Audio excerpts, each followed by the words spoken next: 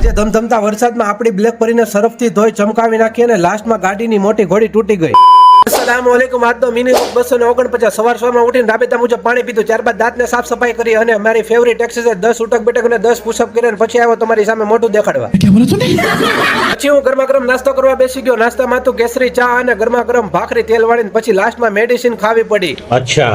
ઘરની બહાર આવીને ખુરશીને સાઈડમાં મૂકી, કેમ કે આપણી બ્લેક પરીને ધોવાની છે એટલા માટે તેની તૈયારીઓ ચાલુ કરી નાખી. એ પણ આવા ચોમાસાની સિઝનમાં ગાડી ઘરે ધોવી એટલે સાસ અદ્દર ચડી જાય છે, કેમ કે વરસાદ આવે એટલે ગાડીમાં ગારો જામ થઈ જાય છે, એકદમ ચોટી જાય છે. અને અમુક લોકો આના હિસાબથી ઘરે ગાડી ધોતા નથી, કેમ કે એ લોકો એમ માને છે કે એટલી મહેનત કરવી એની કરતા બહાર પૈસા દીને નો ધોરાવી નાખીએ. પણ સાચું કહું ને તો આજના સમયમાં કોઈને ખુદની જાતથી મહેનત કરવી જ નથી, પૈસા દીને લોકો પાસે કામ કરાવવું છે. પછી ધીરે ધીરે વરસાદ ચાલુ થયો અને મોટી કઠણાઈ આવી, કેમ કે ગાડીની મોટી ઘોડી પાછળની તૂટી ગઈ ને મને જરા અફસોસ નથી, તો ડિસ્કો કરું છું.